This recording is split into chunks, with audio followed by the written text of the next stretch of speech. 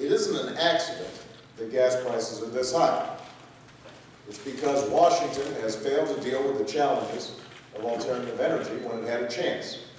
Instead, we've had an energy policy that's been written by and for the big oil companies and the big gas companies.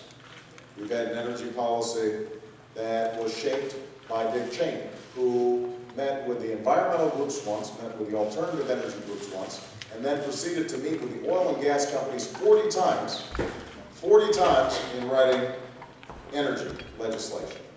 That's an outrage, but it's typical. Now, those laws ended up being very good for ExxonMobil. They made $11 billion in profits last quarter and $11 billion in profits the quarter before that. That's one company. At the same time as folks like the Ellises and Kelly are struggling just to get by. But I have to say that this problem goes deeper than just George W. Bush. We've been talking about high gas prices since the 70s, and nothing's changed because oil and gas companies keep using campaign dollars and corporate lobbyists to block reform. And when the next election rolls around, we're even more dependent on foreign oil. Our planet is in even greater peril, and the price of gas is even higher. And that's part of the reason why during the course of this campaign, I've emphasized reining in the power of corporate lobbyists. I've done it throughout my career. When I was in the state legislature in Illinois, I passed the toughest ethics reform legislation they had seen in 25 years.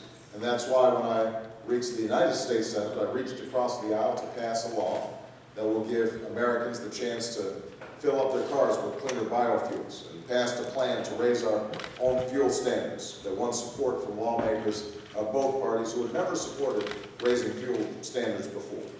And that's why I voted for an energy bill, even though it was far from perfect, because I helped to make sure it contained the largest investment in renewable sources of energy in our nation's history.